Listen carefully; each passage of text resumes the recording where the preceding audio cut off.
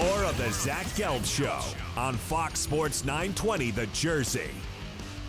All right, welcome back in. Zach Gelb Show, Fox Sports 920 The Jersey. We got to talk some more hoops because I know we led the show with it, but yesterday was one of those special sports days that if you're a sport fan, you just sat on your couch and it started with the 2 o'clock game, and then eventually you get that just phenomenal finish with Kentucky and UNC. And the South Carolina and UF game was also a really fun one to watch as well, when UF goes into the half up by 7 and South Carolina then goes back to their man defense, and the next thing you know, Frank Martin and his team is dancing to the Final Four. So no one better right now to talk some college hoops with than right down the road is an assistant for the Princeton Hoops team, and that's Brett MacConnell. He's going to join us. He joined us last week. He's going to join us today in just a few seconds, and also going to join us next week because next Monday is the national championship game. So, Coach, great to see you. Thanks for a few minutes, and how are you? Thanks for having me. Always love talking hoops, and what a weekend we have to talk about. Well, yes. Let's first start off with the coaching decision. I said this to you right when you walked in the studio. It's unbelievable, and it really gives me an admiration for coaching when you see the performance yesterday of both Calipari and Roy Williams. Because Roy Williams, that's a team that's been there before. They've done that last year, getting the national championship game, losing. And then for Calipari, those are all freshmen. Those are all guys that he gets for about a few months, and then the next thing you know, they're off to the NBA. But really, with both the timeout situations yesterday, I thought it was fascinating. And Roy said, hey, let him go play. Calipari has about a second and a half to make that decision of do you call a timeout or not. Just take me through what you were watching from a coaching perspective on both of those coaches' decisions yesterday. Yeah, well, first with Roy Williams, I thought he made a great decision. I was very interested to hear him say after the game that if there's 6 or more seconds, they let that play out, and certainly was a great decision for them. Also, you have to factor in who you are as a team. What is your program built on? UNC is built on transition offense, so I think that's a really easy decision for Roy, and it was a great decision. On the flip side, for Kentucky, it's easy to look back and say that there's a lot of factors that go into that. You hate to be, if you're Calipari, running, searching for a ref. The ball's already in. You don't have a chance to coach your team to get matched up or to sprint back or all the different things going through his head. So I think it's easy to sit here and say now that he should have called a timeout. Of course, that looks good now, but there's a lot of factors that go into that. And I was watching his post game, and he said he never watches the last tape of the season unless if it ends up them winning the national championship, which happened once in his career.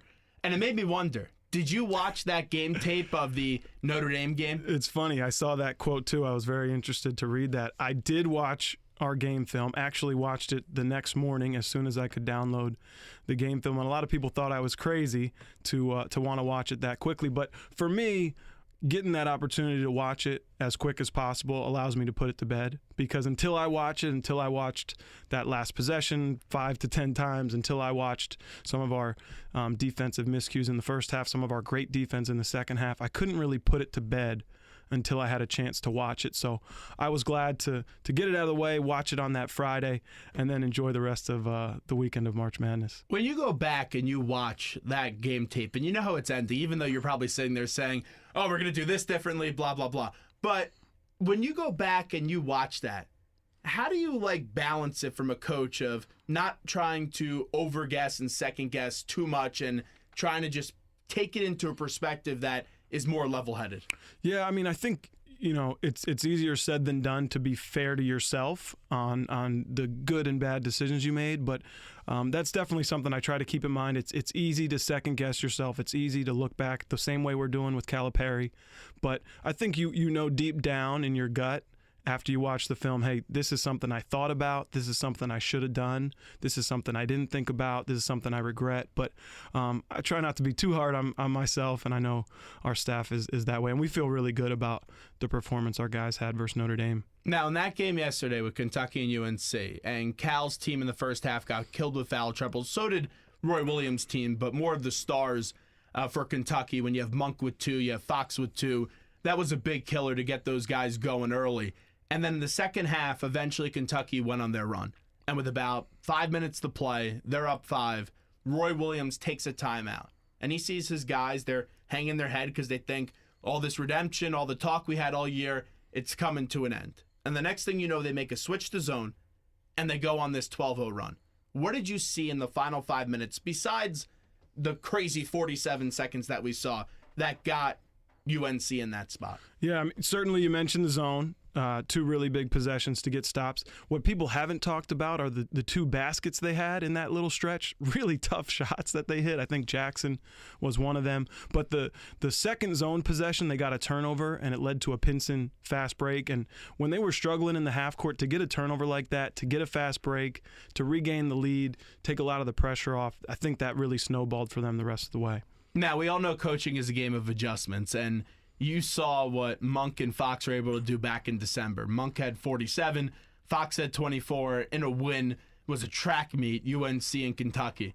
The other day, Monk has 12, Fox has 13. We know Justin Jackson played a big role in that, but defensively, really on those two.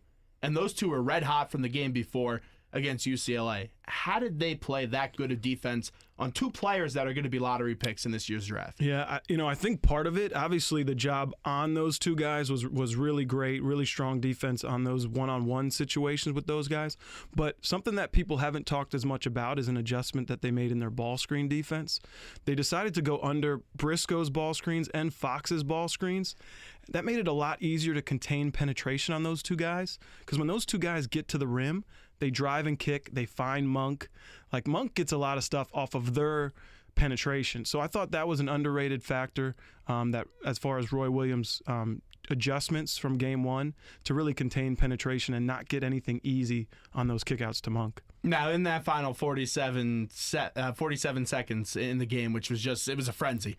I'm watching on my couch, I'm screaming, I'm going, how do they not call a timeout in the 5-second violation? Monk hits the three, then you have the missed free throws, and it's amazing how many missed free throws there are in this tournament. Yeah. And then the next thing you know, Monk hits that three, they don't call the timeout, May hits the 18-footer, they win the game.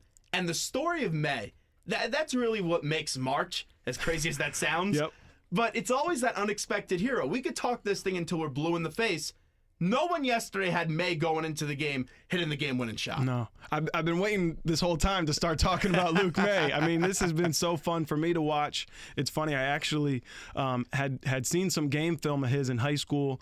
One of his coaches sent me film of a junior when he was a senior, and I'm like, who's this senior? Who's this kid? I loved Luke May then. I love him now. And one thing that I think people are overlooking, obviously he had 16 in the game versus Butler, the Sweet 16 game, which was a career high. That last second shot puts him into a new career high of 17 points, which to do in the Sweet 16 and Elite 8 game back-to-back is insane. But if he didn't make that shot, we might not be talking about him. And he had so many huge plays down the stretch. That jump ball. Jump ball was huge. There was a play when they were, I guess it was about 35 seconds left. They were up one. After they should have called the timeout on the possession before, they struggled to inbound it. The next possession, they get it into May. May throws the ball over the top to Jackson for that layup to extend the lead to 3 points. And there was another stretch in the second half, I think there was about 11 or 12 minutes left, where Kentucky was starting to get a little bit of the momentum. North Carolina was having trouble scoring.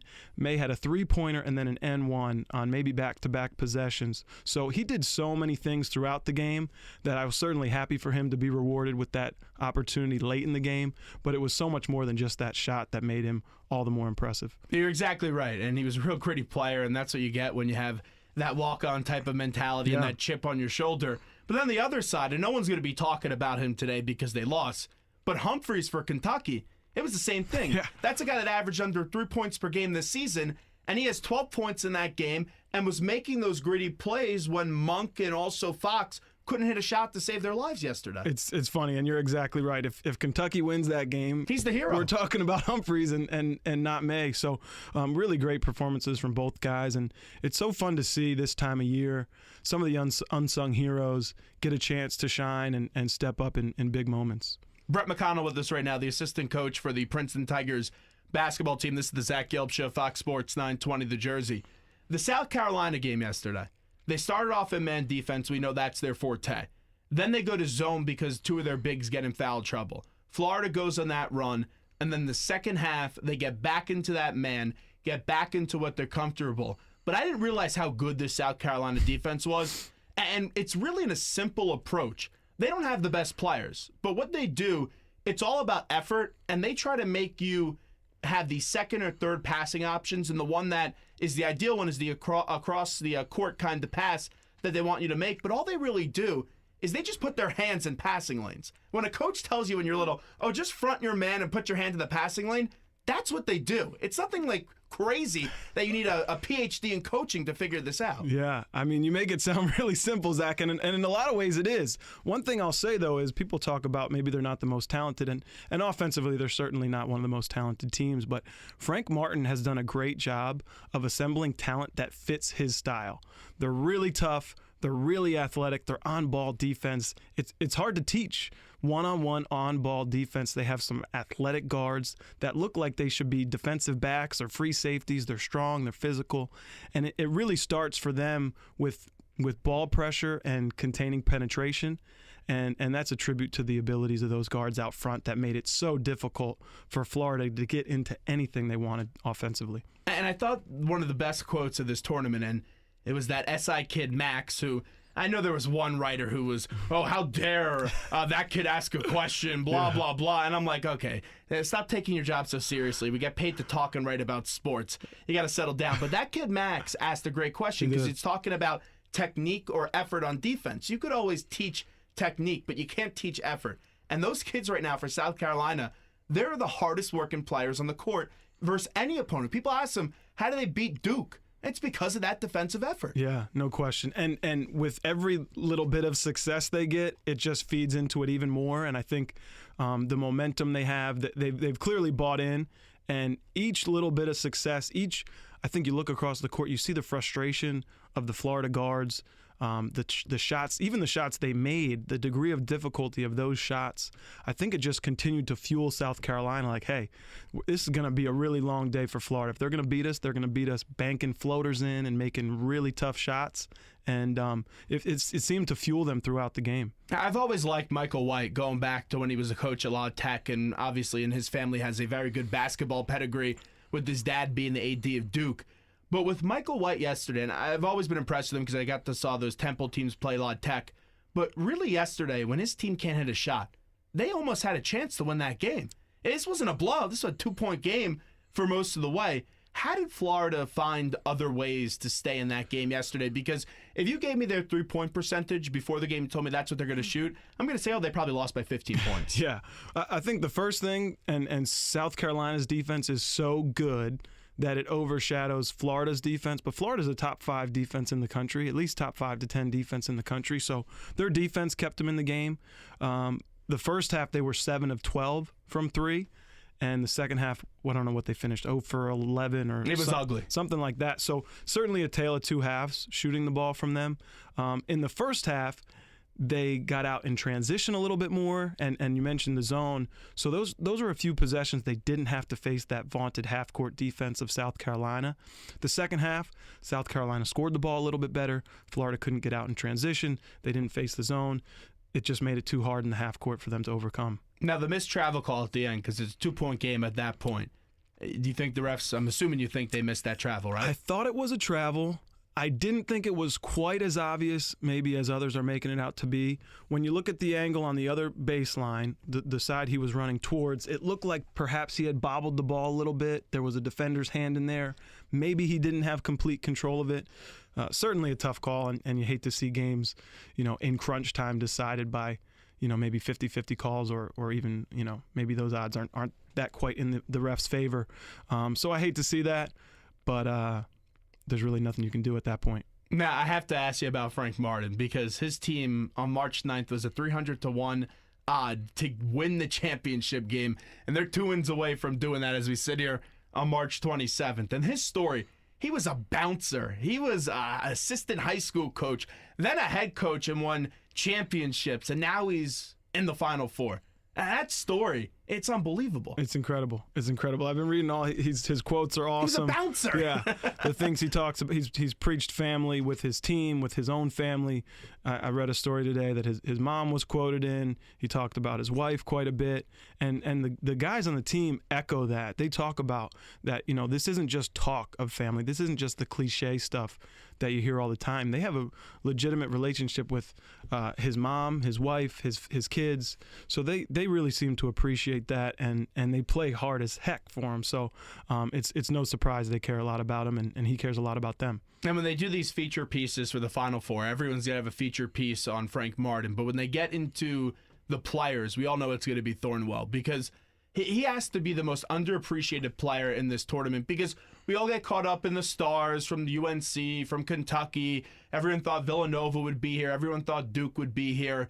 Arizona, that was a surprise too, I thought, over the weekend. But with Thornwell right now, 29, 24, 24, and 26 in this tournament, man, we should have got him on Princeton, Coach. You're exactly right. He's been so underappreciated, and you say those numbers, and it's almost shocking to hear that he's put up those numbers in the biggest games of his career.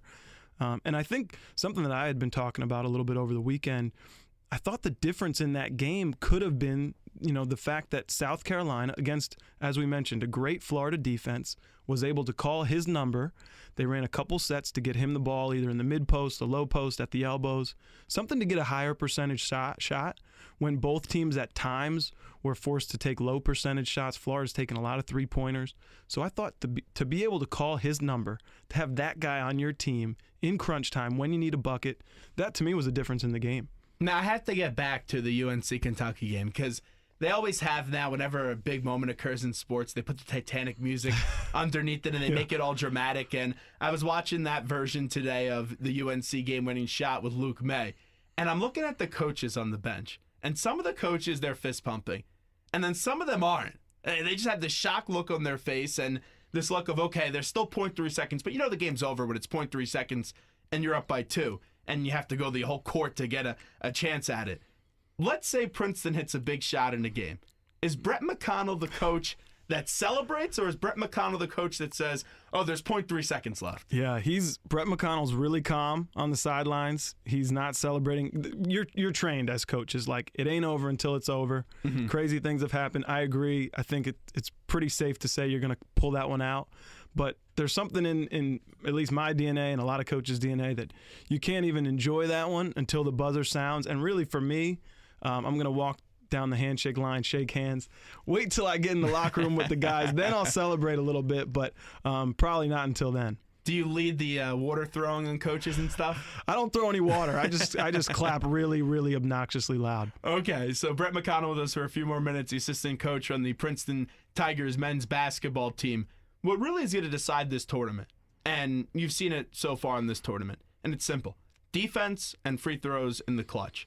We've seen a lot of players, like we mentioned earlier, missing free throws down the stretch, really good players.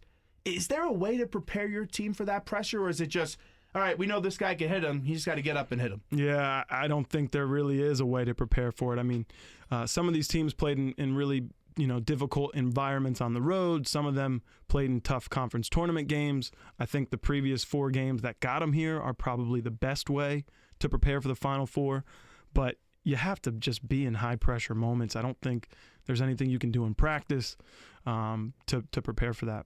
Now, let's get to the games on Saturday, and we'll get to the coaching job, really, because they weren't that great games. They were more blowouts. I know the Oregon-Kansas game, at the end, Kansas is getting back in it, and they couldn't get that offensive rebound, and the next thing you know, they hit a big 3. But Mark Few and Dana Altman, and this is now a tournament of 3 guys that have no experience in this spot up against a guy that has the most experience going to 9 Final Fours. But with Few and Dana Altman, tell me a little bit about what you really love when you watch their teams play. Oh, man, two really different styles and a game that I'm really excited to watch. Oregon, with the way they can spread teams out, Dylan Brooks, who as the 4-man for them is really a big guard. They're so good one-on-one. Dorsey, Brooks made incredible shots against Kansas. Peyton Pritchard's another guard. Ennis is another guard. They do such a good job of spreading you out offensively. And then Bell is really the anchor for them in the middle. We saw the near triple-double against Kansas. Just the ultimate energy guy. Runs the floor incredibly well, block shots, rebounds. So a well-rounded team as far as athleticism. They're not quite as big and physical as UNC, and I think there's not quite as much depth inside, so that'll be interesting to see. But it's going to be two different styles when you see UNC versus Oregon. UNC is going to play two bigs most of the game. Oregon's going to play four perimeter guards, and they're going to have to match up, with Brooks, and Oregon's going to have to defensive rebound against those bigs because if Oregon can't score on the perimeter, they're not making shots as we saw them do against Kansas, then UNC is going to be able to get out on the break, and they're so good in transition. That's going to be really important. Now, with Coach Altman, and you guys had a lot of injuries this year to Hans and Caruso, you see Boucher go down, and that's right before the tournament starts. And they haven't missed the beat. And that's tough because at a time you're probably thinking, how are we going to do this without Boucher? And as crazy as it sounds, you got to forget about him. And although you love him still as a teammate, you got to move on and get ready to play the game. How do you get those guys in those spots to be prepared and change so much in such a quick period when you don't have a lot of time to prepare when you lose a player like that? Yeah, I mean, you really learn more game to game than you do in your practices. And I think for us, and I think the same could be said for Oregon, they were probably learning on the fly throughout the regular season and then the conference tournament to get themselves to this point. So there's no training tool like experience. And I think they've come together and figured out who they are because of the success they had, because they figured it out game to game. And then with Gonzaga and South Carolina, that game comes down to what? I think what's going to be interesting, we've seen South Carolina do such an incredible job guarding the perimeter. I haven't seen recently them guard Karnowski inside. And, we saw Gonzaga in their last game have to react to the double teams. And the job they did throwing it out of the double teams was giving up a lot of easy looks from three. So it's going to be interesting to see, will South Carolina double the post? Will they be able to guard the post one-on-one? Because Gonzaga has some good shooters on the perimeter. Williams, Goss, Perkins, Matthews, those guys can all shoot from three. So can South Carolina guard the post one-on-one? Can they create turnovers? If they can't guard the post one-on-one, they're going to have to do a really good job running out to the three-point line out of those doubles. Last one with Brett MacConnell, who joins us right now on the Zach Gelb Show, Fox Sports 920 The Jersey, the assistant coach for the Princeton Tigers men's basketball team. 3 coaches, no experience in this spot against a coach that has 9 Final Four trips to his resume. Do you take the field or do you take Roy Williams to be cutting down the nets in Arizona? Well, let me say this. All these guys are great coaches. All 4 of them are great coaches. I'm confident the players are going to decide this one. But, man, do I take the field? I'll take the field. 3 versus 1. 3 versus 1. I'm going to take Roy. All right. The redemption story of Roy Williams with that team last year with Marcus Page that got to that moment. They had that shot to tie, and the next thing you know, Chris Jenkins rips their hearts out and Villanova wins a championship. But I just can't bet against experience, and he's the last one standing with experience right now. Yeah, I hear you on that. And I'll be honest. I mean, it's hard not to root for them. I've loved Luke May down the stretch. I'd love to see the redemption story. I would love to see him go down. It would be more of a fun story with the other 3. Yeah, I mean, there's something to root for with all these guys. UNC coming off what they had to overcome with the Villanova shot last year. Gonzaga going for Mark Few's first opportunity here. All these guys have a lot to root for, so I'm excited. I think they're good matchups. I think they're going to be good games. Out of the other 3 teams, if you had to pick one to take down UNC, who's that one that takes down UNC? I think I'd say Gonzaga, just because I think they can do it in different ways. Oregon's going to be heavily relying on their perimeter play. South Carolina's going to be heavily relying on their defense. I think Gonzaga, they're statistically the number 1 ranked defense. They have bigs, they have guards. They're a little more balanced, so I would have to put my money on them over the other 2 and knocking off UNC. Coach, tremendous stuff. We'll see you Monday. We'll have a national championship game to break down. And, hey, I would assume it's going to be UNC. If I had to pick right now, I'd go UNC Gonzaga. But you never know with this tournament. Hey, if the games are half as good as they were this past weekend, I'm going to be excited. So I'm really looking forward to it. Thanks, Coach. Appreciate it. Thanks a lot. There's Coach Brett MacConnell joining us on the Zach Gelb Show, Fox Sports 920 The Jersey. What we'll do right now is we'll take a quick break. Time right now in our Princeton Orthopedic Associates Studios, 441. When we get back, we got to get into more of this NCAA tournament, get into some of the stuff after the game with Fox and also some of the coaches that we were just talking about. More of the Zach Gelb Show when we come back.